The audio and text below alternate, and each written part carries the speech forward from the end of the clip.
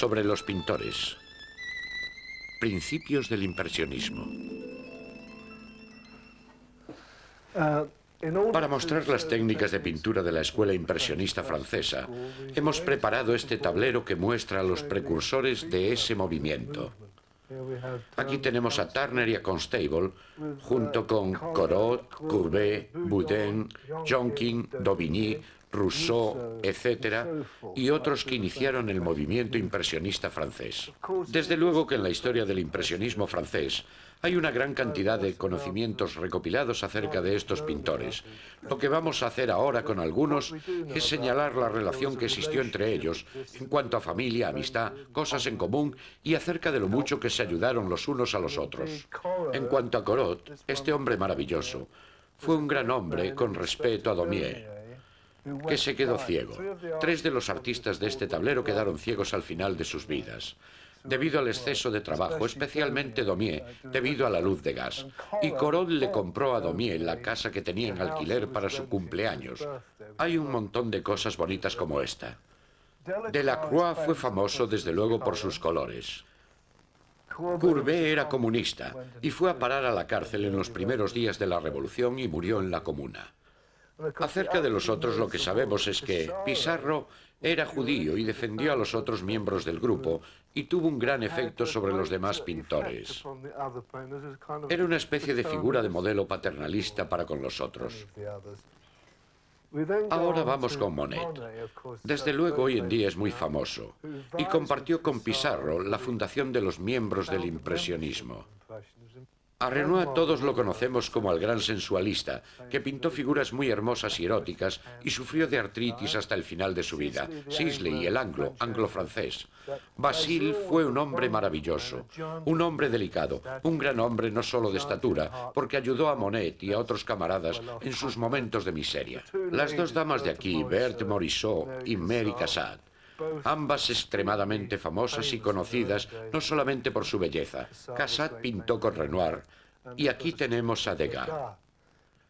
Berthe fue cuñada de Manet, pues su hermano Eugenio se casó con Berthe. De Manet hablaré en la próxima lección de su Olimpia.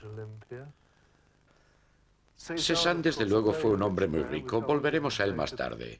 Vincent van Gogh no cuadra realmente aquí, excepto porque hizo pintura impresionista durante una buena parte de su vida y le dio un impulso personal.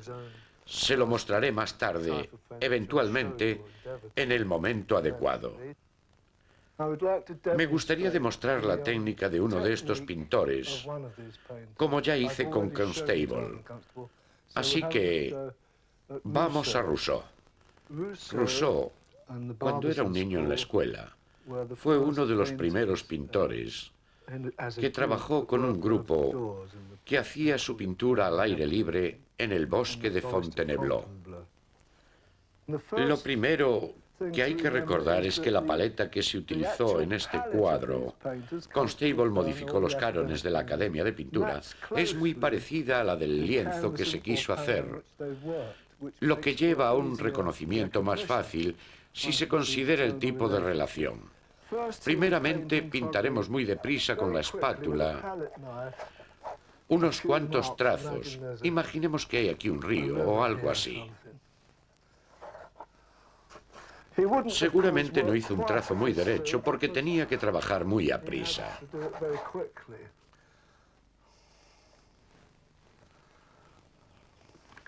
Y con mucha rapidez debió de crear la forma del árbol. Vamos a hacer un árbol viejo con todo esto. Todos los árboles, que yo sepa, de cualquier manera, participan de las formas de las hojas. Así que aquí tenemos unas hojas a las que dar forma. Creo que deben de llevar algo así, como 5 pedacitos. Así que vamos a hacer una forma más o menos y aquí hacemos un árbol más pequeño, de naturaleza diferente.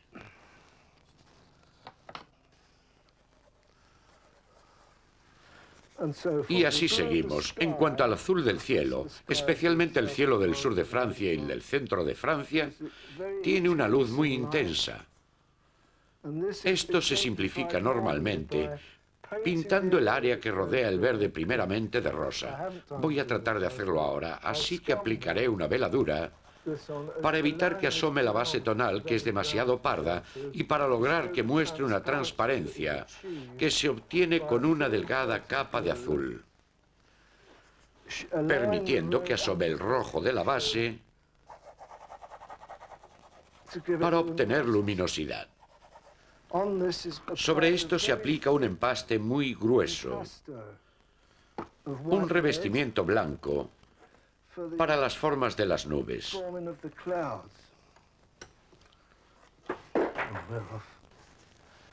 Recuerde que estos hombres, y una o dos damas incidentalmente, que eran también muy diestras, eran artistas que trabajaban al aire libre, pintando con delicadeza y calma en el campo, para crear un nuevo modo de pintar, pero siempre muy cerca de la naturaleza. Generalmente se sentaban en grupos de 2 o 3 camaradas, trabajando el uno junto al otro, comentando un cuadro al final del día, o a solas con sus propios pensamientos, y haciendo un diferente y personal tipo de pintura que se distinguió en la escuela romántica francesa, de David y otros de ese estilo, y fueron los precursores del impresionismo francés.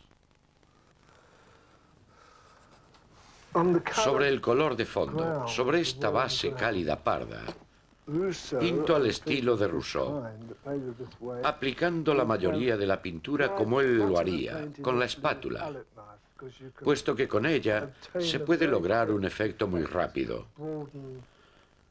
Después de dar unos cuantos brochazos, mirando la naturaleza, los árboles. Imaginémonos 2 árboles. Él hubiera trazado el bosquejo y rápidamente hubiera hecho la forma abocetada del viejo árbol y hubiera esparcido luces entre ellos. El objetivo es que al aplicar, imaginando un árbol en verano con hojas verdes, un empaste grueso, se puede construir el tronco y separarlo del verdor. Esto puede hacerse luego, mucho más exacto, con la brocha o los pinceles. Lo que estoy intentando poner de relieve es el hecho de que Rousseau hubiera utilizado una técnica muy similar, prácticamente idéntica a la de Constable, nuestro propio pintor. Puedo señalar que la única diferencia estriba en que Constable trabajaba mucho al aire libre, sobre todo en papel. Hacía muchos bocetos, 6 o 7 diarios, mientras que Rousseau trabajaba básicamente sobre lienzo, que a menudo iba sobre madera para pintarlo al temple, sobre un pequeño boceto. Así que tenían que utilizar una sombrilla, algo que les diera sombra. Esto es bastante importante. Si uno alguna vez ha pintado a la intemperie, sabe que cuando brilla el sol, disminuye la visibilidad y no se pueden ver las formas ni las relaciones a las que está mirando, pues los ojos se cansan. La otra cosa acerca de pintar al aire libre es que, aparte de los mosquitos y cosas así, se obtiene un falso sentido de su valor por una parte, y un maravilloso sentido de ese valor por otra. Y todo lo que se pinta fuera está fuera, y parece terrible en relación con la naturaleza que nos rodea. Pero una vez que se introduce dentro de la casa o en el taller, hay un sentido que nos dice lo que hay que hacer y lo que hay que lograr, y esto es, desde luego, un valor. Rousseau, Boudin, Jonkin, Daubigny fueron 4 pintores relacionados entre sí de una forma muy sólida. Jonkin, por supuesto, era holandés y pintó según los cánones de sus maestros, los viejos maestros holandeses del siglo XVII, y ejerció influencia sobre Boudin. Boudin era lo que se puede llamar un pintor de la clase media francesa, y que pintó un tipo delicioso de cuadros a los que llamamos pinturas Six Arts, y fue seguido en este sentido por Degas, Manet, Monet, Courbet y muchos otros, desde luego. Su método de pintura se distingue del de Rousseau y de los maestros anteriores. Porque ahora tenemos un lienzo claro, puro. No es una idea nueva, en efecto. Porque esto es una cuestión de técnica, aunque ahora no tenemos tiempo para ello. Pero la idea es esta. Yo pongo azul sobre una base tonal amarilla o rosa, y el color que aparece es un color relativo, puesto que todos son efectos ópticos. Es el color complementario al azul oxidado, que es el amarillo. El amarillo hace que el azul aparezca aún más azul. Así que el pintor habría pintado con el pincel lentamente, complaciéndose en cada detalle, aplicando un poco de color gris. Yo estoy utilizando una brocha más grande porque me viene mejor, aunque él utilizaría más bien una más corta para dar un movimiento vacilante.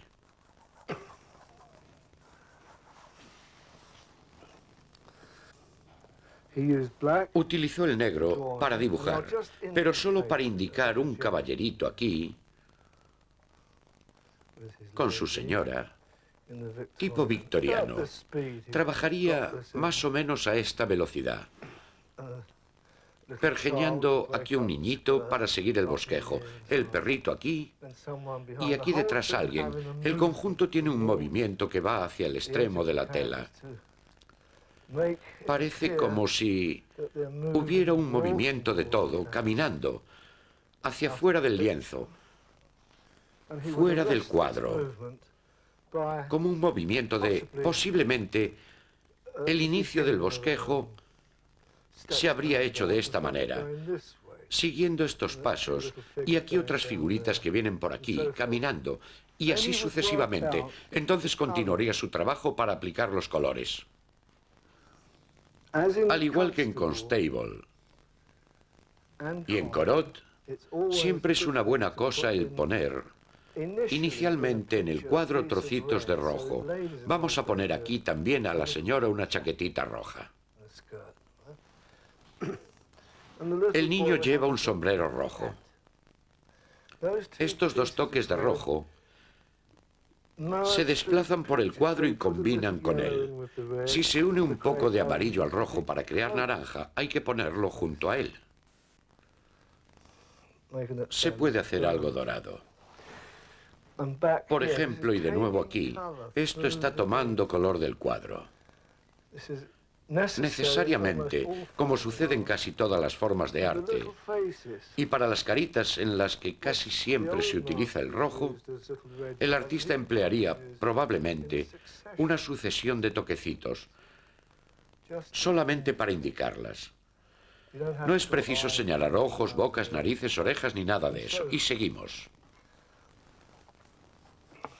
Realmente, este suelo es muy sencillo, no precisamente muy bueno, pero sí muy sencillo.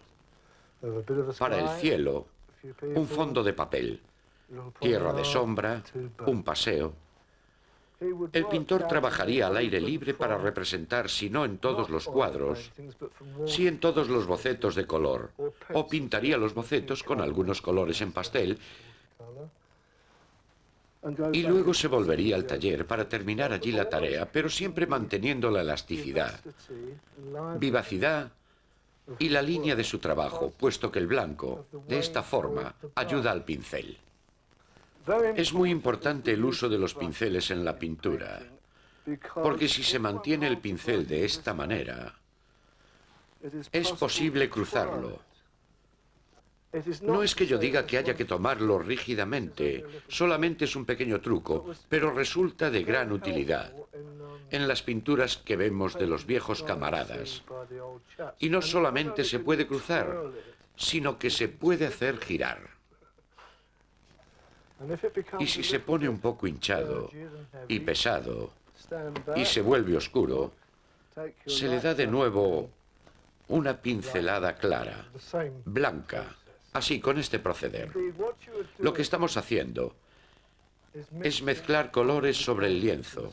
Y esto es algo en lo que debo hacer hincapié con esta clase de pintores, porque ellos mezclaban los colores principalmente sobre la tela, puesto que la utilizaban a menudo como paleta. Es decir, ponían los colores sobre la tela. En efecto, no me he vuelto loco si lo que hago es esto. Oprimir el tubo directamente para soltarlo así dentro del cuadro y esparcir la pintura. Esto se hacía muy a menudo. Van Gogh lo practicaba mucho. Ahora, también sé que las modistas de señoras utilizan mucho el negro en los sombreros. Recuerdo cientos de ejemplos. Las señoras llevan, por tanto, estos pequeños sombreritos con toquecitos negros delicados, como los sombreros de copa de los caballeros. Algo que sirve para dar una excusa para trabajar con este color. A veces es mejor dar el mismo color a todas las damas, más a una que a otra. Con cuidado.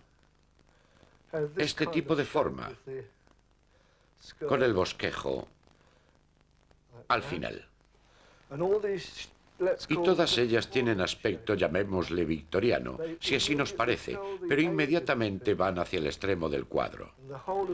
La idea de los franceses es redibujar todos estos vestidos con los colores y formas de entonces. Ahora tenemos un cuadro de 12 o 15 etapas que Boudin hubiera pintado, aunque falta el dibujo. Pero esto es una estructura básica. No lo he enseñado aún. Quiero enseñarles un poco sobre Pissarro y cómo trabajaba. Este pequeño lienzo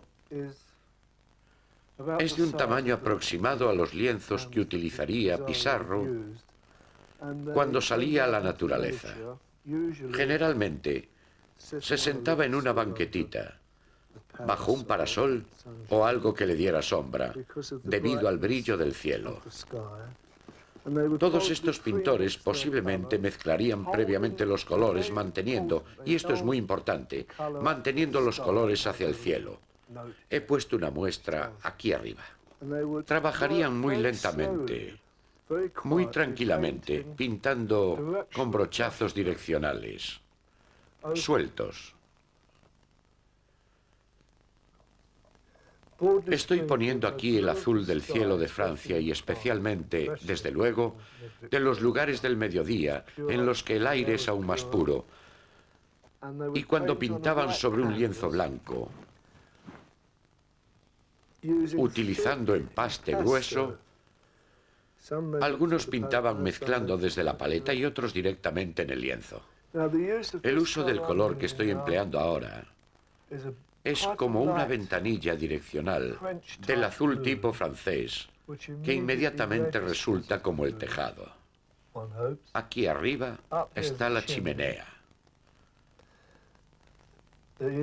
Aquí los costados regulares de la pared.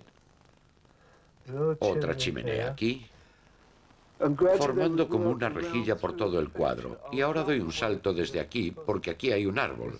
Esto es solamente una muestra del uso del azul en el boceto de un árbol. Hago énfasis en esto porque en esta época se toman el negro y los tonos oscuros de la paleta y en cambio aquí todo es prismático en cuanto al color, de forma que las sombras del árbol, así como las de debajo del árbol, serán no precisamente azules, sino azules con toques de rojo para conseguir el púrpura, haciendo por todas partes un efecto prismático. Estoy saltando de uno a otro a propósito para mostrar el movimiento. Todo está fragmentado, cruzado y relacionado. Es como si el lienzo se moviera ahora hacia el otro árbol. La razón de esto es que así mantendrían el cuadro en movimiento, esto es, la pintura en movimiento, con pequeños toques de color, llevados a cabo gradualmente. Y es preciso recordar que los impresionistas pintaban no empalmando o poniendo en contacto los colores, sino con una paleta suelta. La paleta era por ello físicamente más clara. Los tonos de la pintura que usaban eran más claros, porque trabajaban al aire libre y necesitaban mucho el efecto prismático. Sería el mismo azul el que estamos poniendo ahora para hacer esta ventanita. Esto de aquí es un color complementario, un azul complementario. Es el naranja, amarillo. El pintor tomaría un color bastante brillante e intenso, el amarillo y el rojo, puestos juntos para conseguir un poco de amarillo alegre y ponerlo junto a esto para hacer los postigos. En este caso, esto inmediatamente comienza a adquirir un colorido prismático que se asocia con el impresionismo. Parece un poco ilógico usar un lienzo blanco para pintar paredes blancas, pero fíjense en la cualidad prismática que la pintura tiene en sí. Necesita asomarse y al final del día el lienzo parecerá estar cubierto por una serie de pequeños puntos. El interés del uso del lienzo mismo como base es una forma de pintar muy antigua. Es realmente, de alguna forma, como la propia vida, es decir, otra vez la técnica antigua de grosor y delgadez. Los primeros impresionistas realmente solo desearon expresarse con diferentes toques de color, haciendo juego uno con otro. La vida de esto, la vivacidad estriba en crear luces con colores de la naturaleza.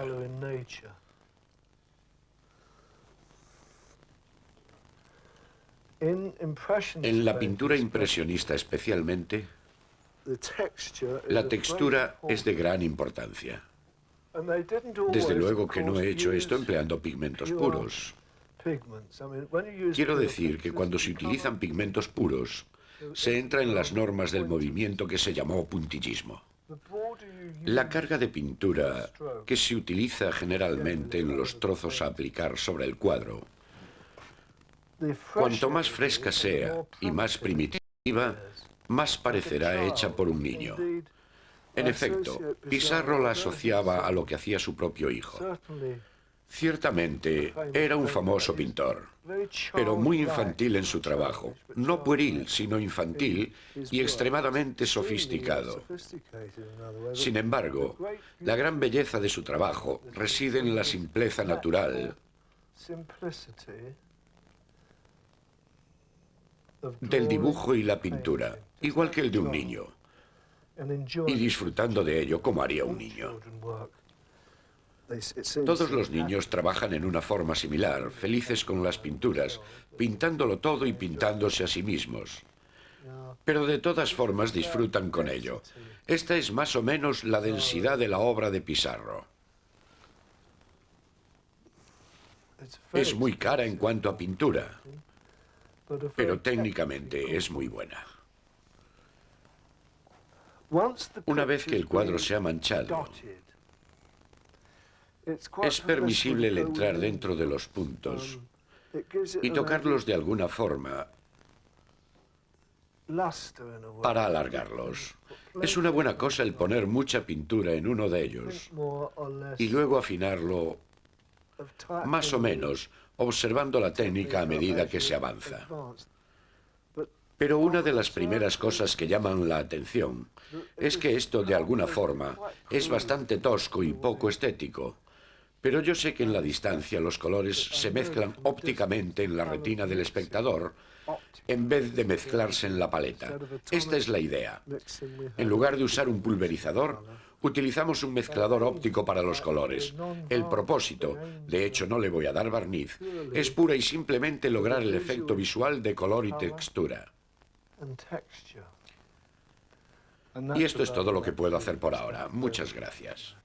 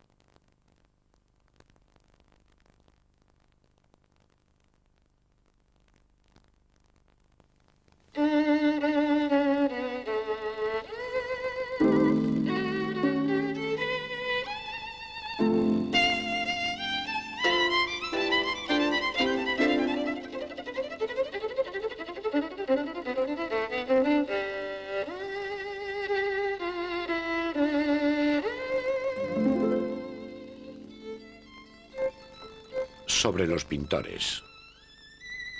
Manet.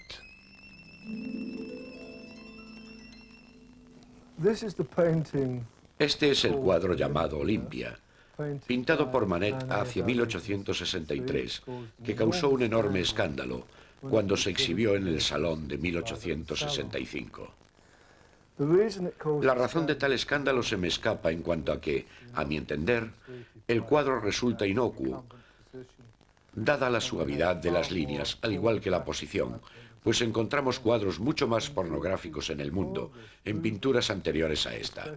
En efecto, anteriormente la especialidad de Rubens eran las obras de arte provocativas de interiores a base de desnudos, pero de cualquier modo, lo que causó el gran escándalo fueron detalles como la cintita alrededor del cuello, la coquetería de este toque rojo de aquí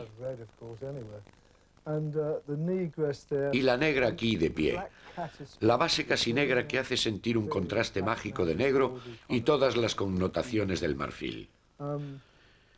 Y francamente no puedo ver nada malo por ningún sitio, a menos que fuera causado por una posición única y fuera de lugar para apartarse del escándalo. No hay que olvidar que todo esto sucedió en los días centrales de la época victoriana, y entonces probablemente se tenía un sentido muy crítico de los valores. Pero lo que es interesante desde el punto de vista artístico es que tiene un efecto bidimensional, porque Manet recibió en gran manera la influencia de las estampas japonesas, como la mayoría de los impresionistas, y ella, Olimpia, tiene partes lisas. Es muy delicado representar esto en una pintura. Ella tiene planos lisos en vez de en 3 dimensiones. Alguien se refirió a esto como a golpes. Es una de las cosas que hay que recordar. Este aspecto que ha tomado el amarillo no está como estaba en el original hasta hace 40 años. He estado trabajando con una mala reproducción, pero ella, Olimpia, es en efecto amarilla, y las carnaciones son amarillas. Quiero decir que no es necesario pintar todo esto de rosa para que sea hermoso, y desde luego que no puedo ver nada que no sea estético. Los paños estaban probablemente mal pintados en el original, las sábanas, las fundas de las almohadas y demás, igual que los de Rembrandt y Tiziano. Esta pintura, desde luego, es bastante más fuerte que las de Giorgione y la de otros pintores de ese estilo como Tiziano, por ejemplo. Es una pose muy clásica, muy simple. En efecto, me hace recordar a la Diana de Tiziano, que es infinitamente más sensual e infinitamente más picante en ese sentido de lo que éste lo sería jamás. Y ahora me gustaría demostrar un poco las técnicas de Manet, pero en otro lienzo. Gracias. Hemos hecho un boceto sobre la base tonal. Originalmente, este lienzo era totalmente blanco, y ahora hay que hacer el dibujo de una línea para seguir todos los trazos del original. Esto es una copia de la pintura que...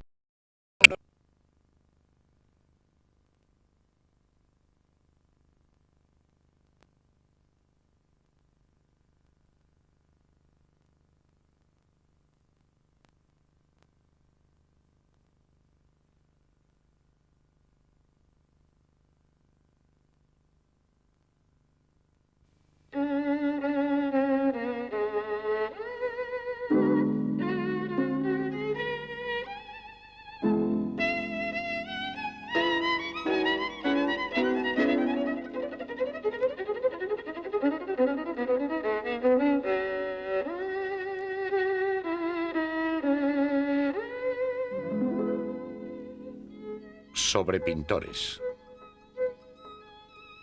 Constable. Esto es un pequeño boceto del original de El carro de heno de Constable, que está en claro oscuro, marrón y blanco sobre un lienzo con base de bol rojo, y un boceto de 25 minutos. No quiero decir que lo haya hecho muy aprisa, pero esa es aproximadamente la velocidad que hubiera empleado Constable en un boceto eventual para El carro de heno. Hizo unos 4.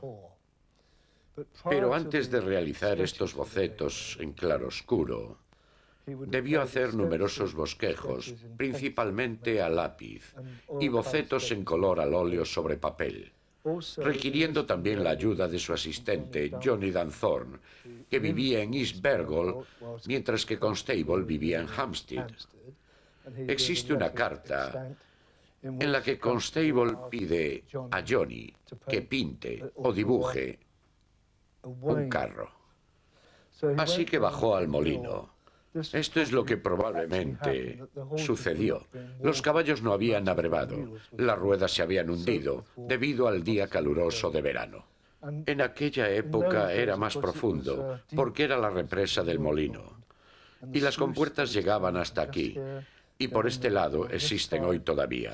Esta es la casa de Willie Lott. Aquí está la de Constable.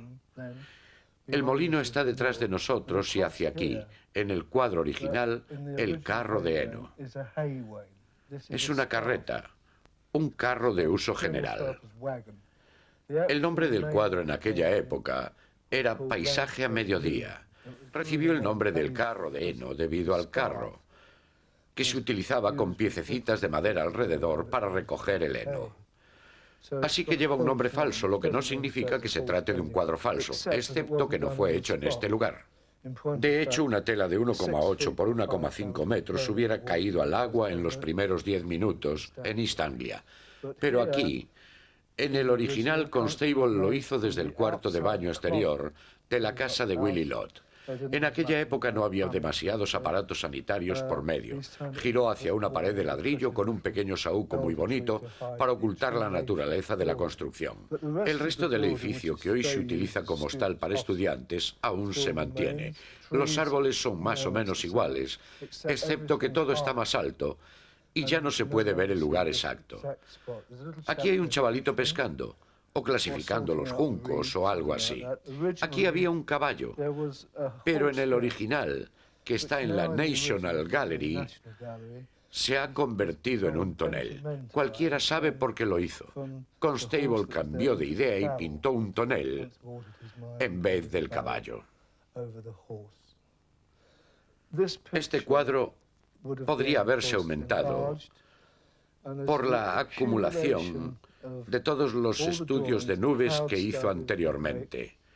Por ser hijo de un molinero, conocía la naturaleza de las nubes y debió de hacer varios, si no cientos, de pequeños esbozos de manchas para completar todo el cuadro en general. Pero en Hampstead, en el estudio, he de recalcar que no fue hecho in situ porque las primeras aproximaciones son infinitamente mejores que el producto terminado. El producto terminado, para todos los académicos, tuvo que pulirse mucho. Constable trabajaba extremadamente aprisa, en contacto con la naturaleza, y muy laboriosa y lentamente, y probablemente a disgusto en el interior. Era hombre de exteriores. Hoy el carro de heno es casi un tipo de cuadro de corte cómico, porque ha sido reproducido como la Mona Lisa. Pero a pesar de todo, aún es una bellísima pintura. No pudo obtener el dinero que pidió. Lo compró un tal Mr. Arrowsmith, un marchante francés, que lo adquirió con otro cuadro por unas 250 guineas. Pero cuando Constable escribió a su amigo Fisher acerca de ello, y a Leslie, que también pertenecía a la Real Academia, dijeron, bueno, al menos ganarás fama, porque los franceses son más aficionados a la pintura que los ingleses. Así que cuando lo mostró en el salón, recibió una medalla de oro y una gran aclamación. Hace 7 años que decidí pintar el carro de heno en negativo para celebrar su bicentenario en 1976, porque es maravilloso el caminar por un cuadro, dar la vuelta y ver al artista que lo está pintando. Entonces boceté el carro de heno en negativo, con el paisaje detrás del carro, en un amplio uso de árboles y praderas. Y luego lo pasé a la tela cuadrándolo y adaptándolo. Felizmente eso me llevó unos 4 meses. Y vino un viejo labrador a tomar una taza de té al café de al lado. Mi amigo le dijo que yo estaba pintando el carro de heno de Constable y que estaba preocupado por el trazo de los caballos, lo que era bien cierto. Dijo, les echaré un vistazo por él. ¿Ha estado usted alguna vez en Flatford? Yo le dije que no, y él dijo, bien, le sugiero que vaya hasta allí, porque ya no hay árboles detrás de la represa del molino. Ahora lo que hay son edificios. Entonces yo dije, oh, no. Bajé hasta allí y, para mi horror, vi este hermoso edificio. Así que hice el bosquejo y luego un pequeño boceto aproximado en color.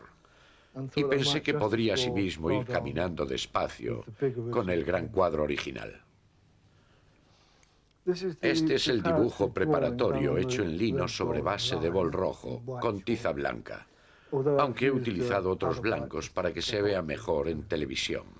Esto parece sobreelaborado, pero todas las líneas de perspectiva son necesarias, porque hay trayectorias de ladrillos que se apoyan en esas líneas. También el carro mismo tiene un punto de fuga. Para conseguir esto, clavé una tachuela en el bastidor que mantiene todo en esta posición. Parece mucho más complicado de lo que es en realidad.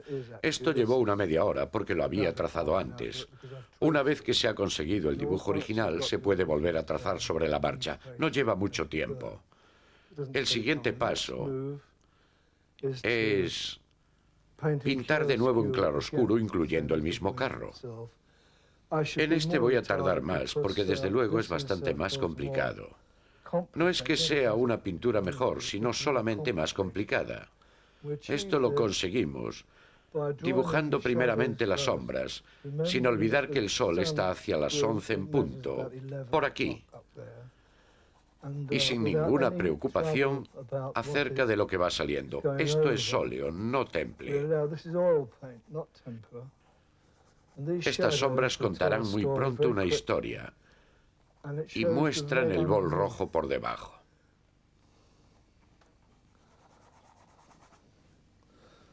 Una vez que se empieza a trabajar a gran escala, como esto, con el color claro, brillante debajo y una capa, esta es impermeable a la que le estoy poniendo encima, así que se puede volver a quitar.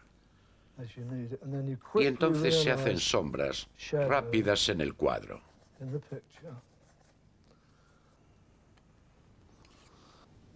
En la paleta hay oscuro, claro y medio. Una vez que estos tres tonos se colocan lenta y cuidadosamente en los lugares adecuados, con una pequeña espátula, el cuadro empieza a salir.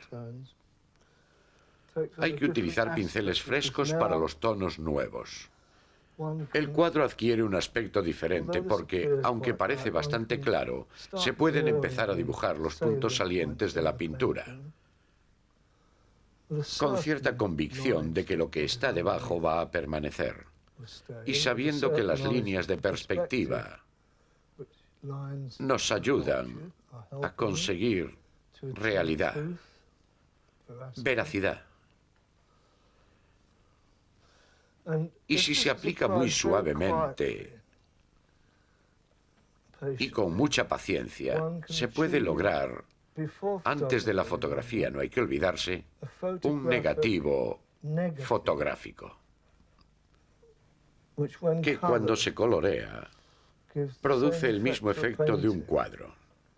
Esta es una forma de pintura en grisalla, puesto que las transparencias de color dan una fotografía coloreada. Ahora voy a emplear el blanco que da, siempre que se sitúe, el sol hacia las 11 en punto de la mañana, con la luz viniendo desde arriba y golpeando todas las partes de los animales y tracerías, y separa ambos caballos con este varal. Para esto es conveniente usar empaste, pequeños toques gruesos aquí y allá. Para la tracería, la verdad es que me encanta pintar estas cadenitas. Separamos este caballo de este otro caballo. Ahora separamos este caballo de la pared, recordando la belleza de los arneses que se pueden dibujar más tarde con perfección. Y de qué manera tan hermosa es captada la luz sobre los arneses.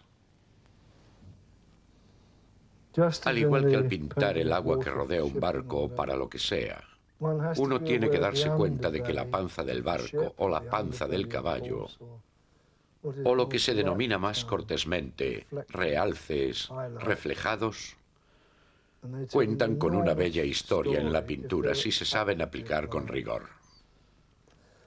En esta etapa, todas las formas están dibujadas. Hay que recordar que esto se puede extender con un dedo o un pincel si se quiere hacer un movimiento más sutil en algún lugar.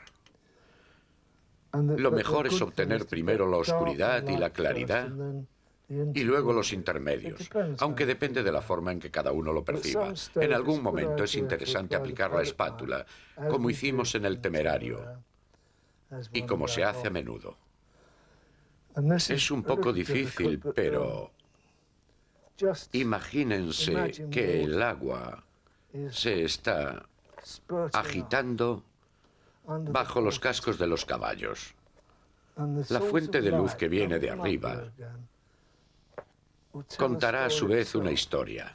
Salpíquese de la misma forma en que se suele hacer en el baño, y cuando se sienta que ya tiene bastante, retrocédase. Y mírese lo que se ha hecho. Recuerde entonces que esto tiene una perspectiva gris. Aquí hay un par de patitos y debemos de recordarlo. Solamente hay que indicarlo con rapidez, porque tienen que estar en un tipo de agua diferente, o más bien un movimiento de agua. Y así sucesivamente se continúa el cuadro en grisalla antes de empezar con el color.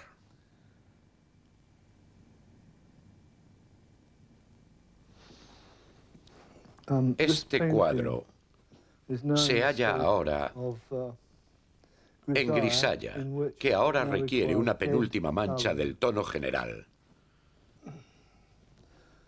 Eso quiere decir que se coloca el color sobre la pintura en algunas áreas para dar una idea de cuál será el resultado final. Y para animarlo, como aquí hay un trozo de rojo, empezaremos por él. Estoy empleando una paleta relativamente limitada. Constable hubiera bosquejado esto muy aprisa, en algún lugar al aire libre, en papel encerado, no lienzo. Este rojo se convierte ahora en la nota dominante y entra en el agua y se refleja en el agua. Una vez que usted tenga rojo en el pincel, llévelo a todas partes. La vara lleva rojo. Esto también. Se refleja en el agua. El viejo lleva un chaleco rojo. Es el carretero.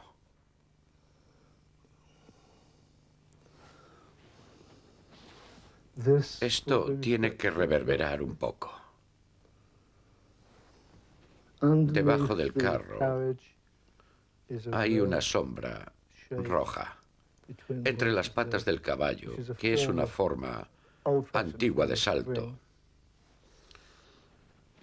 Por esto es por lo que usted está estudiando su cuadro, para saber qué es lo que está saliendo. Bajo la vara principal hay una barra, no podemos verla. El eje debería de estar ahí. Hay un poco de decoración en el extremo. Todo esto ayuda, cuando se pinta el cuadro, a llevar el color a todas partes. No es necesario empezar con el rojo. No es preciso pintar todos los ladrillos, sino solamente sugerirlos aquí y allá. Colores diferentes. Esto se puede hacer por todo el cuadro, pero yo no voy a hacer mucho más que indicar un poco. Siempre es una buena idea el trabajar generalmente sobre un cuadro. Recuerde que el original se llamaba Paisaje a mediodía. Esto nos dice que el momento eran hacia las 11, puesto que actúa como un reloj de sol, pero solamente es una licencia artística. Tomamos amarillo de Nápoles, muy usado por los viejos maestros. Este tipo lleva un justillo de color de ante, con pantalones de pana o de piel de topo de la época. Resistente. Barato. El sombrero es la nota dominante. Constable usó en el carro un amarillo hermoso, escogido muy cuidadosamente. Probablemente se trate de un sombrero de paja, ya que es un día de verano. Es conveniente dejar los colores de la carne para el final y tratar de mantener colores intermedios fluyendo por todo el cuadro. El caballo lleva latón. Se puede indicar con un amarillo burdo. Ahora hacemos una serie de grises, con blanco, azul, negro. Se pueden introducir otros colores. Las ruedas de los carros antiguos se solían pintar con gradaciones variables, según el condado. En el condado de Oxford o donde sea. Por aquí en Suffolk, Essex y Norfolk. En East Anglia, a menudo eran azules, de un azul bastante brillante, pero Constable, como era hombre de discernimiento, no quiso pintar una caravana de gitanos. Hubiera estado fuera de lugar. Sigo con la aplicación de gris en todo el cuadro. Si miramos el carro original, tiene una enorme cantidad de grises. Es uno de sus colores favoritos, porque en los cielos de East Anglia es un color dominante. Siempre tuvo conciencia del movimiento de las nubes en el cielo. Efectivamente, tenemos toda la luz al pintar al aire libre. Introducimos algunos oscuros hacia el final del cuadro. Es generalmente mejor trabajar de claro a oscuro en la mayoría de los casos. Estos caballos son negros, percherones, lo cual no significa que haya que pintarlos con un grosor de 10 centímetros con perfil negro, sino con un refrescante suave sobre la base roja. Permitiendo que el rojo asome, damos la forma y color del caballo.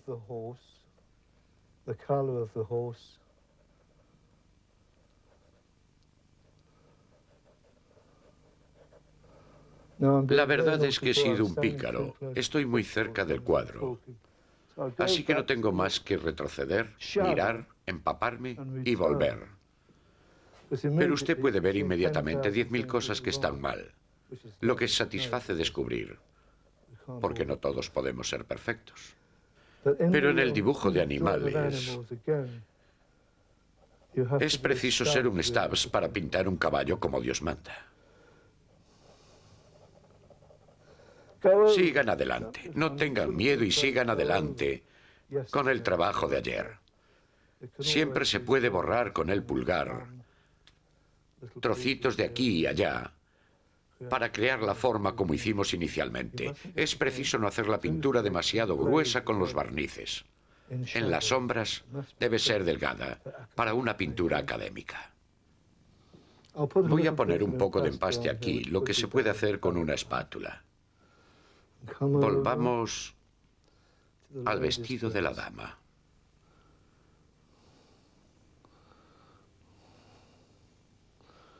He olvidado que puse aquí un poco de rojo y está húmedo, pero no importa. Es un accidente afortunado. Sir Joshua Reynolds señaló, antes de mi época, que solamente un loco destruye un accidente afortunado. La razón de esto es que el rojo que hay aquí reverbera en su área, desde donde está, en la parte alta del perro, en el vestido de la dama, incluso en la pared, y aquí abajo.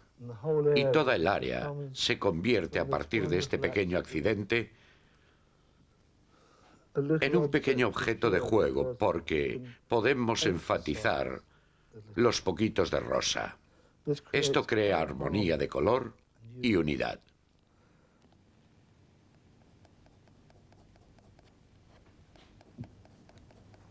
Estoy poniendo un empaste, verdes claros rápidamente alrededor de este edificio, que más tarde se barnizará.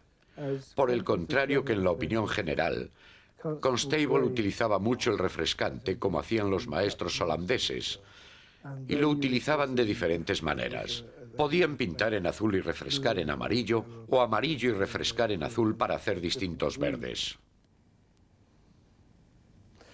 Aprendió en la Real Academia y también copió a los viejos maestros holandeses que influyeron en sus técnicas. El barniz de abajo será templado para contrastar con el frío del verde. Así que imaginemos que la luz viene por aquí y aquí debajo solo puede rozar, al igual que la verdura comparte las sombras, lo que por supuesto añade profundidad y misterio y magia. Eso es lo que logran el refrescante y la veladura, sobre todo por el hecho de que todavía no esté debidamente seco. Cuando se seque, el barniz se quedará y realzará los arbustos. Al final del cuadro es necesario algún detalle, para lo que usamos el puntero. El pintar con puntero fue utilizado por todos los viejos maestros, pero hoy se ha abandonado. Como indiqué en otra ocasión, es una regla. Se usa básicamente para apoyar la mano, porque incluso las manos de los jóvenes tiemblan. Tanto Rembrandt como Leonardo se quejaron de que en la vejez tenían temblor y habían de utilizar punteros.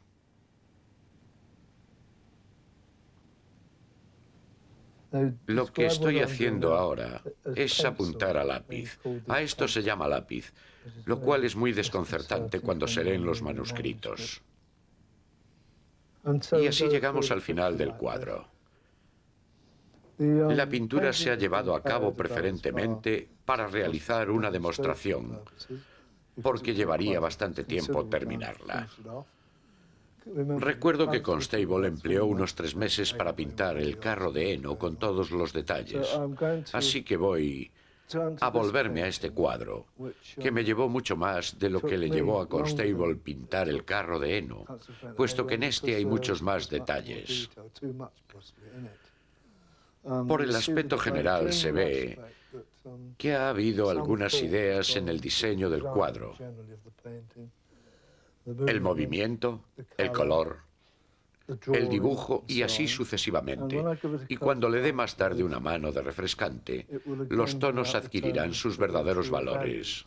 Hace unos 5 años que lo pinté. Eso es todo lo que puedo decir. Así que buenas noches y gracias.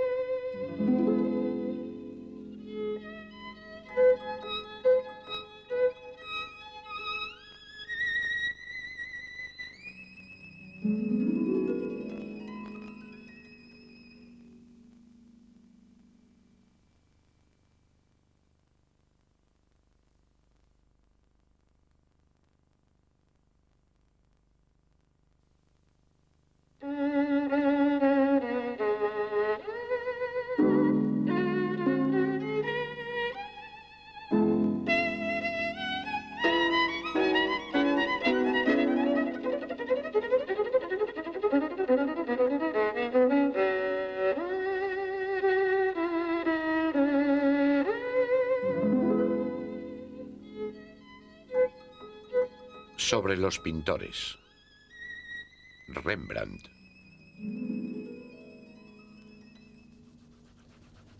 Estoy retirando un barniz marrón de un lienzo gris, que es lo que Rembrandt hubiera usado para un boceto rápido. Todos los pintores estimularon su imaginación por diversos medios, y este es uno de ellos.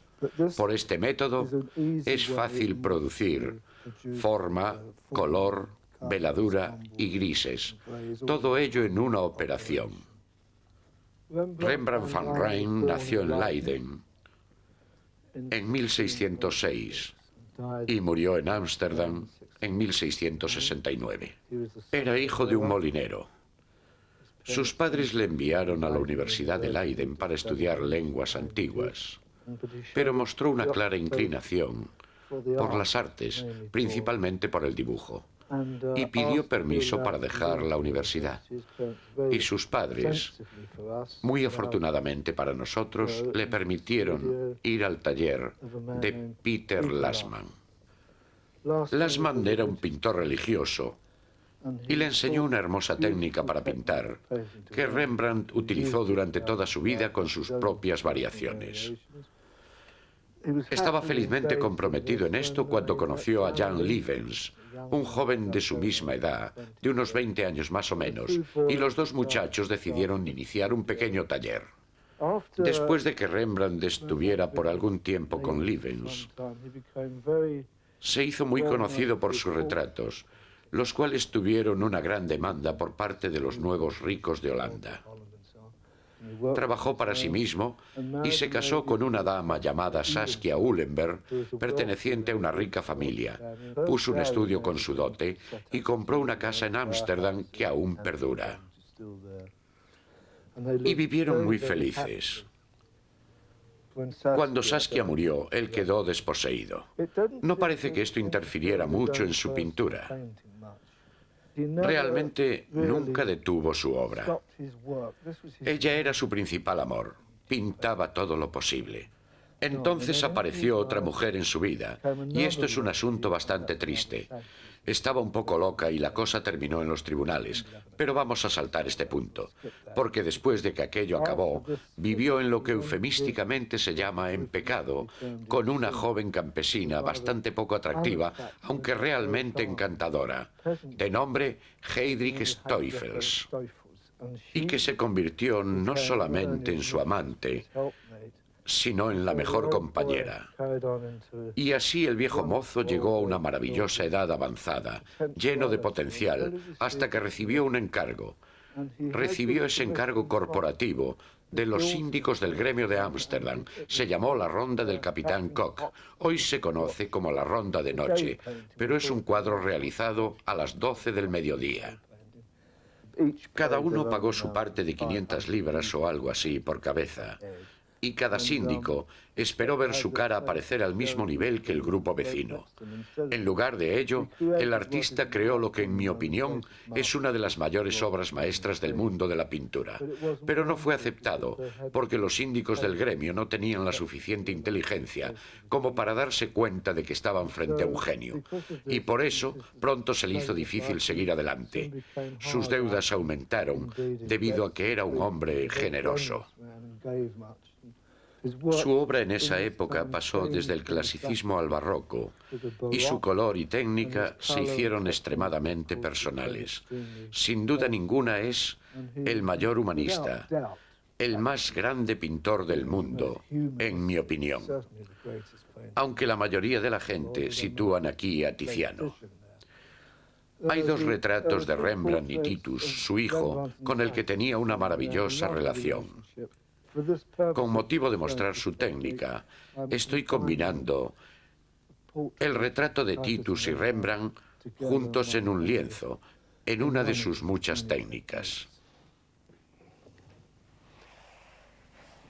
Esto es un lienzo mediano al que se ha conformado. Se ha blanqueado con yeso y se le ha dado una base roja. Rembrandt lo empleó mucho en sus obras, ya que el calor se producía desde dentro y no desde fuera, y entonces él lo enfriaría y lo volvería a templar. Siempre asociamos a Rembrandt con colores amistosos como blanco, amarillo, rojo, marrón, etc. Lo cierto es que su costumbre era trabajar desde lo cálido a lo medio y a lo frío y de nuevo a lo cálido. He hecho una pequeña indicación aquí con tiza y lo he terminado. Decidí pintar a Rembrandt a la edad de unos 51 años y a su hijo Titus a la edad aproximada de 16, para unir al padre y al hijo en una especie de pintura amistosa. Él indicaría la composición con unas pocas marcas, probablemente con unos pocos bocetos de antemano. Y en la relación entre padre e hijo, él se haría a sí mismo como Titus le habría podido ver 10.000 veces, dibujando. Así que lo haré dibujando. Está utilizando una pluma de ave, un pequeño soporte. He copiado el soporte de un Rembrandt. No es muy original. Había una maravillosa relación entre padre e hijo. El mismo Titus realizó algunos cuadros y dibujos, inevitablemente. Eran muchos años de estar en la casa y en el estudio de su padre. Rembrandt perdió a sus hijas y también a unos nietos que eran hijos de su hijo Rombustus. Amaba mucho a su esposa. Pobre señora. Ella murió al nacer el niño, muy posiblemente.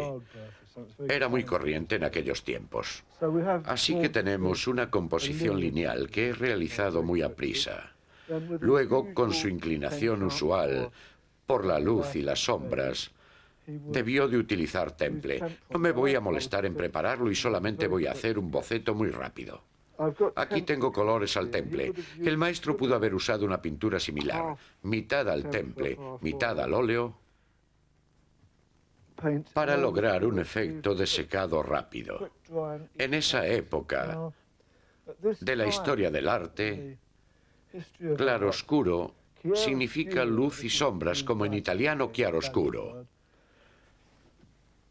La corriente del claroscuro se extendió como una gran luz desde Italia por toda Europa, desde las manos de Michelangelo Caravaggio. Caravaggio fue el precursor de la escuela holandesa de aquella época. Muchos pintores holandeses, Hondors de la Noche y otros muchos que podría nombrar, recibieron la influencia de esta evidente preocupación de la acción de la luz sobre la forma humana. He puesto aquí un candil. Resulta algo rancio, pero lo hacían para iluminar. Y lanzaría la luz hacia arriba, produciendo el efecto de un sol ardiente. El maestro haría una manifestación bastante atrevida, como esta. Tengo que ir hacia atrás para ver lo que ha sucedido. Horrible. Pero de todas formas, hay que equilibrar la fuerza de la luz. Para ello utilizaría un espejo. O quizás su viejo amigo, el hombre del casco dorado, haría de modelo. De hecho, era modelo, un modelo famoso de muchos cuadros. Probablemente se pondría las ropas de Rembrandt y el maestro haría unos cuantos bocetos.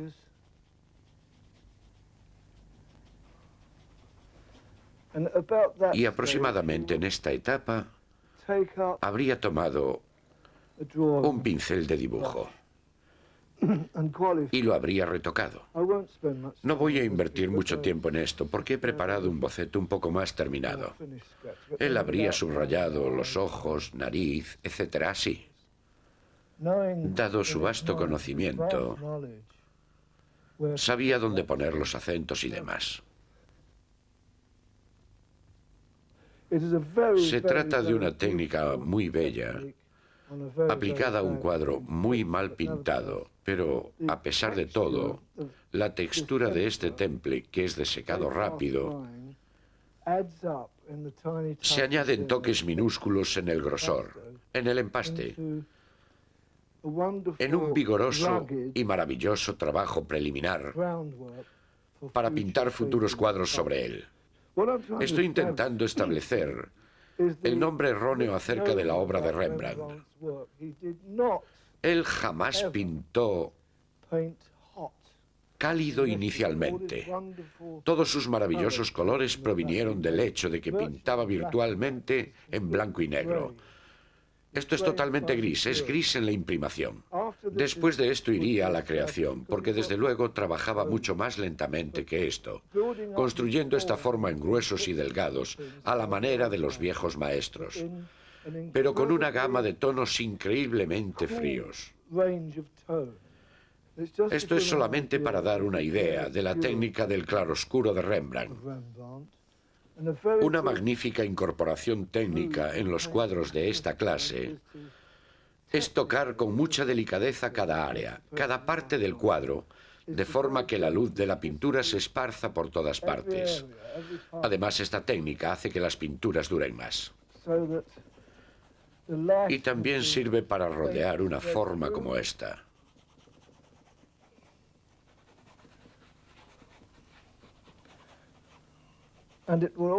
Para impulsar la figura lejos de la pared.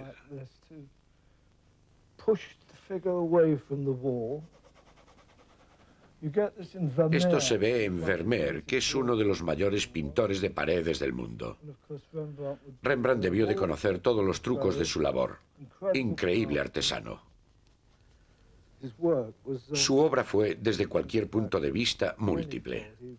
Pintó retratos ecuestres, paisajes, marinas. Trabajó con todos los medios.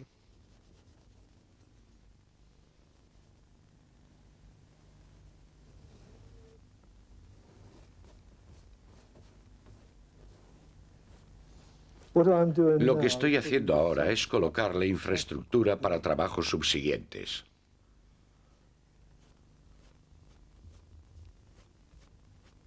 Una vez que se ha creado más o menos la forma, así, se barniza todo el cuadro y se le da una mano de cualquier color, relacionado con la disposición del cuadro.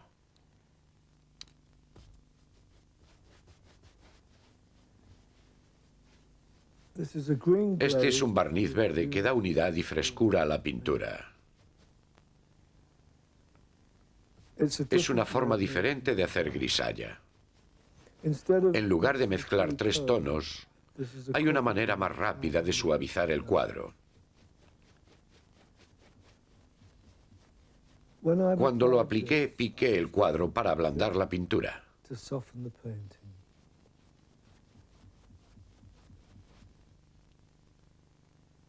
Este cuadro ha tenido tiempo de secarse, alrededor de 12 horas, pero le he dado una pequeña capa de barniz para que la pintura se adhiera, no excesivamente, y he preparado una paleta de temple muy rápido para entresacar algunas formas salientes, lo que ayudará a crear el color. Ahora vamos a ir al color. Tiene que ser muy brillante y hay que barnizarlo después con óleo.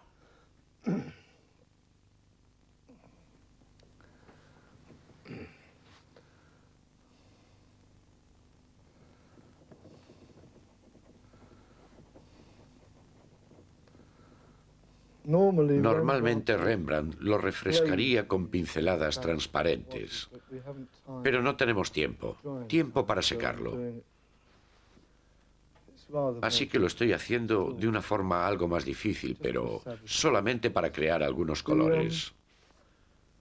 El proceso de templar los labios, las partes carnosas, las mejillas.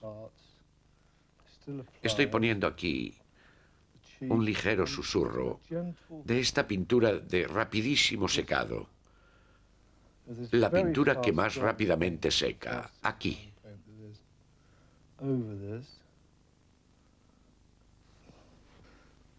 Y lo mismo hago con la maravillosa mano de Rembrandt. No estoy diciendo que este cuadro sea maravilloso, sino que ciertamente las manos que pintaba lo eran. La contemplación de sus manos constituían un disfrute. No me voy a molestar en rebajar esto. Sería matador. Lo voy a terminar como Quasimodo, pero no importa. Lo hacemos de esta manera, introduciendo un poco de rojo aquí y allá. Voy a cambiar de tono.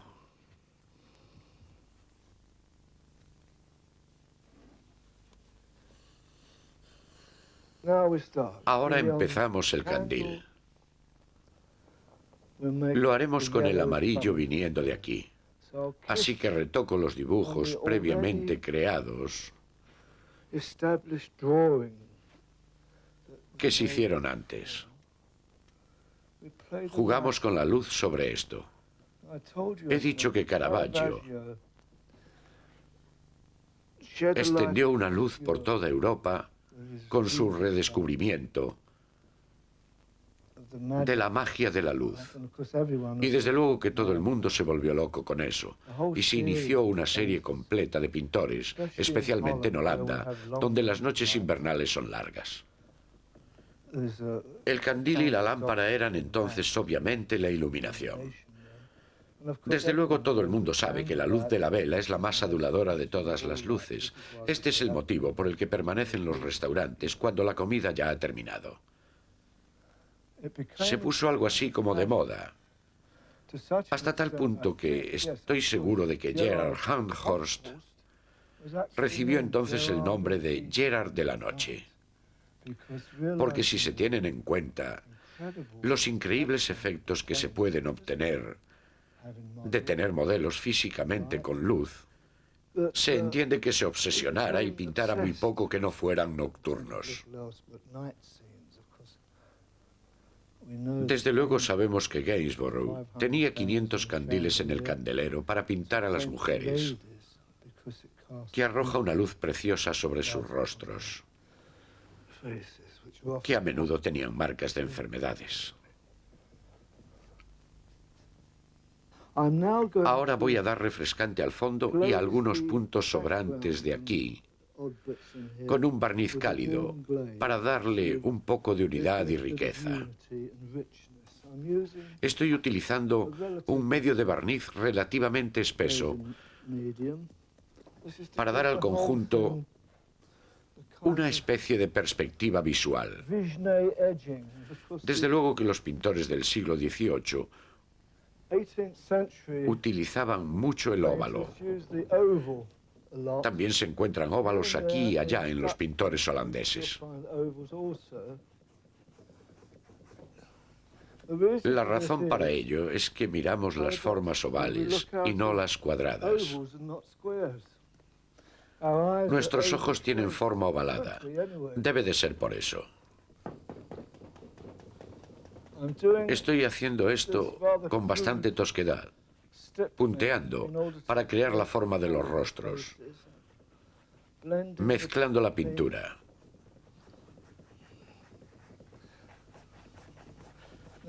Ahora vamos a ver cómo surge la base tonal gris y el rojo que puse previamente está apareciendo aún con bastante fuerza. Tiziano, que fue desde luego el precursor de Rembrandt, dijo que incluso 40 barnizados no son suficientes. Con el fin de lograr ciertos efectos, es necesario aplicar barniz tras barniz tras barniz. Rembrandt fue uno de los primeros artistas en crear lo que se llama pinceladas direccionales, arrastrando. A esto se llama arrastre de pincel, a aplicar una veladura pastosa. El maestro arrastraría este color sobre los barnices, creando las texturas por las que es tan famoso, al ponerles encima un poco de empaste grueso y aplicándolo en la forma que tuvieran.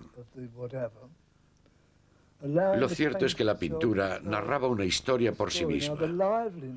Lo bonito es que si se va muy deprisa, obviamente las pinceladas lo mostrarán.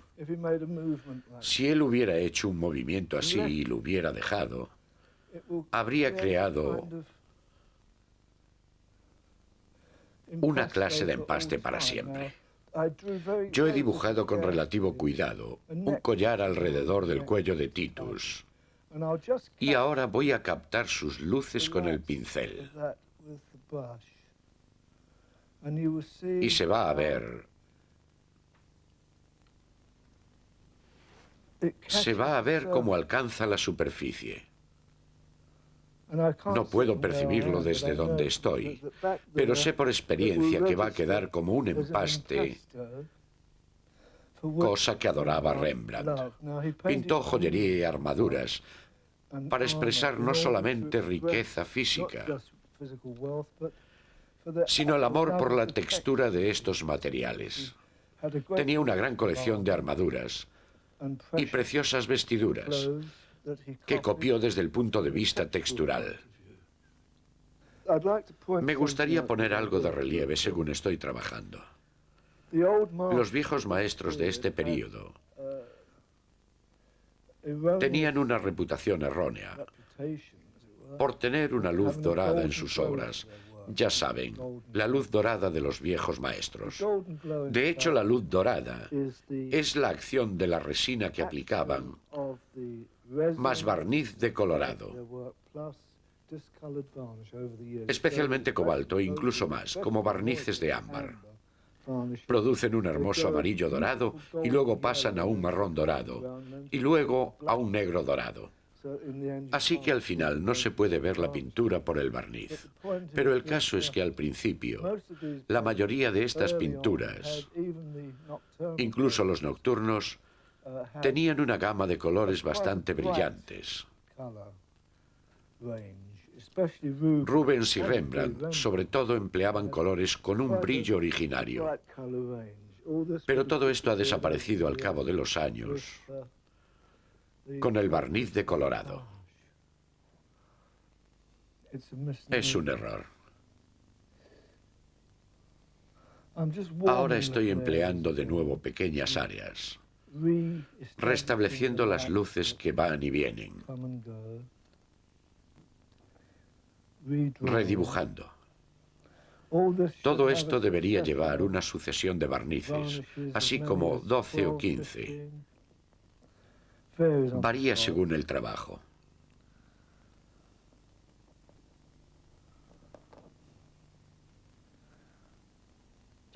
Y ahora, una semiveladura muy delicada en esta área oscura para darle un poco de vida. Por el momento es un poco dura. No es fácil llevar a cabo estas técnicas en el instante adecuado. Uno de los mayores secretos de la pintura académica es el secado. Me refiero a los diversos tiempos de secado de cada material. Esta es más o menos la calidad tonal que se obtiene en la segunda o tercera etapa.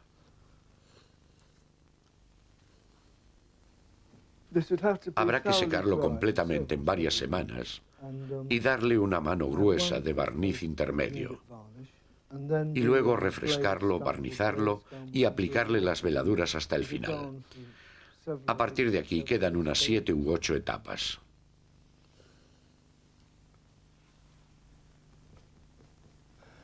Esto, hablando sinceramente, es más o menos todo lo que puedo hacer por el momento.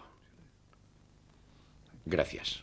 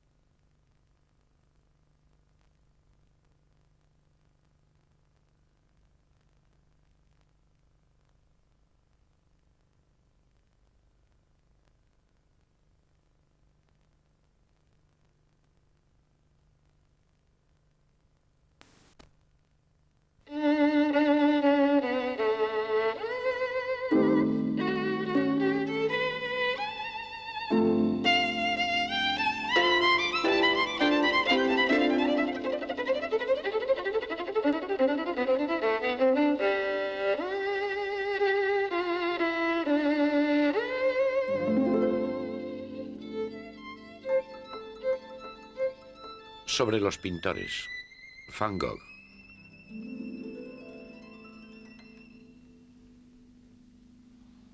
En esta ocasión vamos a hablar un poco acerca de Vincent van Gogh y mostrarles un poco de sus técnicas.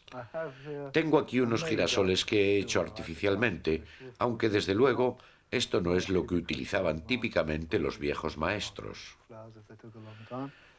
También tengo unas cuantas estampas japonesas para mostrarles el efecto que generalmente las estampas japonesas ejercían en el impresionismo.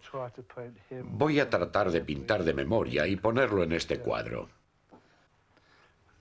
Como de costumbre, mientras nos ponemos en marcha con el trabajo, voy a contarles un poco acerca de su vida. Todos sabemos que terminó de forma trágica, a los 10 años de pintar. ¿Y cuál fue la causa que le condujo tristemente a su muerte, al suicidio? En 10 cortos años, creó no solamente su propia forma de pintar, sino que mostró toda una filosofía de vida. Por supuesto que nació en Holanda, en marzo de 1853, y murió en julio de 1890 en Arles, en Francia. Nació de padres holandeses de religión protestante. Su padre era pastor protestante.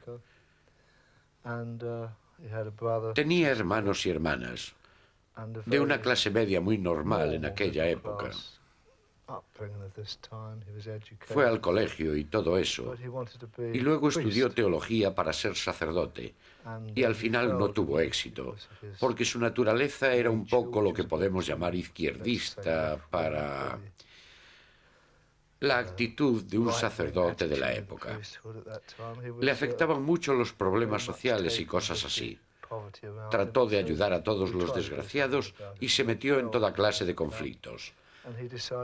Decidió entrar en el negocio del arte en la tienda de un pariente suyo, Goupil, que tenía tiendas de objetos de arte en La Haya, Bruselas, Londres y París, y este es el motivo por el que hablamos de la vida de Vincent en Londres, porque allí vivió en diversos barrios y allí aprendió inglés.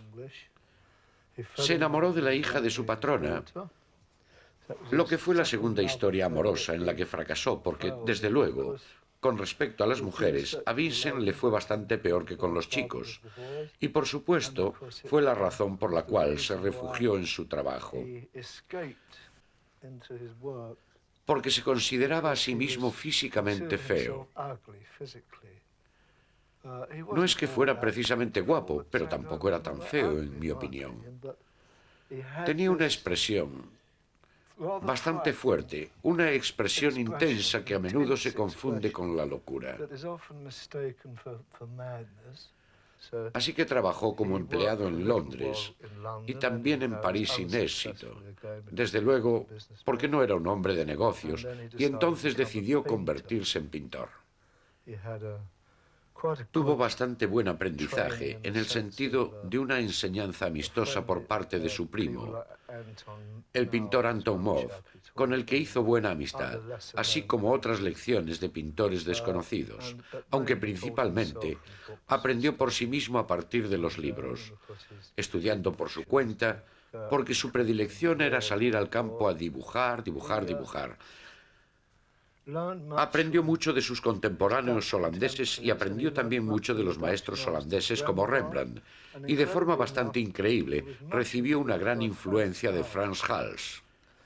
Fue a París donde tuvo la gran suerte de conocer a bastantes impresionistas, un número realmente increíble de ellos, puesto que ya no estaba de moda. Pero es preciso recordar que en la década de los años 1880, el impresionismo se hallaba en el Covent Garden y fue 10 años después cuando se acercó al grupo de impresionistas de Pont Aven, donde conoció a Bernard. Con Bernard, desde luego, llegó Gauguin y un pintor extranjero llamado John Russell, Signac y otros que no merece la pena mencionar. Entonces fue a Arles para empezar en aquella casa amarilla una nueva vida en donde esperaba que sus amigos y otros artistas se reunieran con él. Llegó a un acuerdo con su hermano Theo para que se ocupase de él. Y Theo envió dinero a Vincent todos los meses, así como lienzos y pinturas de la casa Goupil, ayudándole financieramente. Mientras estoy hablando, lo que hago es abocetar el lienzo. No importa hacerlo de forma tosca, pues de esta manera voy apagándolo. En cuanto a Vincent, no es necesario compartir sus criterios sobre lo renaciente y lo floreciente. Lo cierto es que pintaba con mucho espesor y empleaba la paleta con muchos colores y diversas brochas. Falta saber de qué modo actúa esta combinación de colores complementarios, uno sobre otro. El principal prácticamente sobre el conjunto de los otros. En la técnica veneciana, desde luego, tenemos fondos rojos o dorados, ocre o algo parecido, y se pintan los colores complementarios con bastante espesor. Esto lo he mostrado en una lección anterior. Aquí tenemos una actitud diferente, debida a la utilización de los métodos venecianos, pintando de una forma muy simple el color opuesto a cada uno en estos girasoles, porque asociamos esta pintura con girasoles y el complemento del amarillo es desde luego el azul. Así que estoy pintando con capas muy delgadas cada color de un tono azulado, lo cual se hace en cualquier intento de pintar flores o algo así. El cabello de Vincent era desde luego bermejo, rojo, en cuanto a color. Así que vamos a hacer el boceto más o menos con los colores opuestos a esos. Y debemos de recordar la anatomía, en la que él mismo estaba sumamente interesado. Ahora vamos a enfatizar un poco el gesto, pintándole los ojos, las cuencas, los orificios de la nariz. Como llevaba barba, hay que ponérsela en este retrato. Esta pintura está ahora pintada muy toscamente, en una primera etapa, pero no hay forma de decir que Vincent tenía una técnica determinada. Había incorporado muchas técnicas, era lógico en un hombre de su naturaleza. En este momento, solamente estoy haciendo un maquillaje de la cara de Vincent, más o menos de memoria. Lo que estoy aplicando es una especie de aguada, para mostrar cómo va asomando el color. Debido a su idea de pintar a la prima, de una sola vez, tuvo como labor principal el retroceder y luego volver al lienzo con gran confianza y hacer una creación definitiva, porque el probable riesgo que ello conlleva es que una vez hecho, resulta algo totalmente subjetivo. A esto conduce a menudo la técnica impresionista. Pero en cuanto a la belleza de la manera propia de pintar de Vincent, una vez conseguida su propia expresión, es que su personalidad las llegó a falsificar para llegar, en virtud de su aplicación, a convertirlas en el tipo de las últimas pinturas que conocemos de Vincent, cuando las crisis, los conflictos y la casi frenética actividad de su obra pictórica. Vamos a pintarle una chaqueta azul, porque al igual que Renoir, Monet, Manet y todos sus colegas, usualmente ribeteaban, no sé cómo decirlo, pero creo que es algo así como pintar los bordes, los ribetes con colores diferentes, porque llevaban, desde luego de estilo victoriano, ropas guarnecidas con encajes, cordoncillos, una moda que se desarrolló casi siguiendo el estilo del siglo XVIII. Y aplicaría toda una mano de pinceladas vigorosas, muy toscamente pintadas, pero por supuesto con la distancia da resultado. Cuando apliqué la pintura sobre la primera mano, lo hice para enfatizar el azul de las pinceladas, No porque él hubiera trabajado de esta manera, pues pintaba al óleo, y yo estoy pintando al temple con el propósito de explicarlo.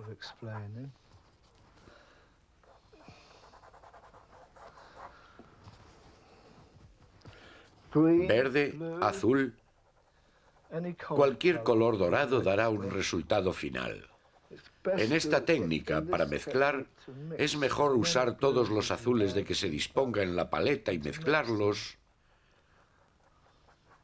con pinceladas direccionales. Recuerde que aquí debajo hay un cuerpo y que más tarde se puede atenuar.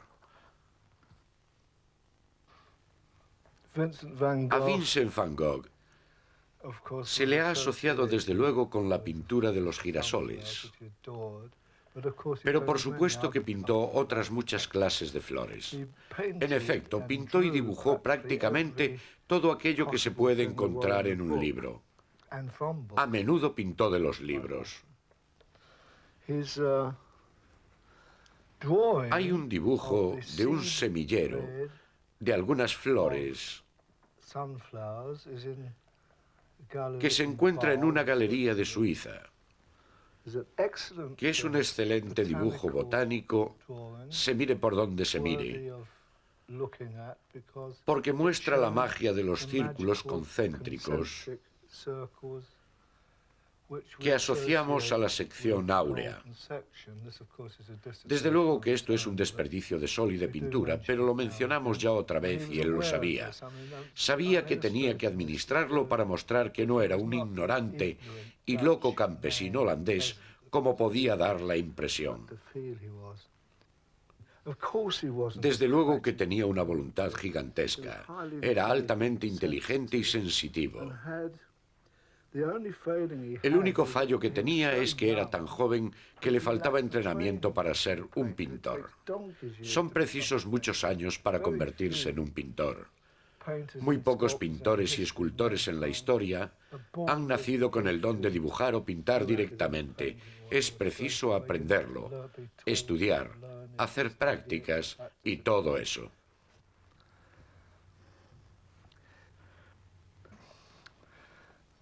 Tengo algunas impresiones personales, surgidas al estudiarlo. Creo que cuando Van Gogh se lanzó a su gran sueño de crear una hermandad de pintores, a la que invitó no solo a Gauguin, Bernard, Signac y a muchos otros compañeros,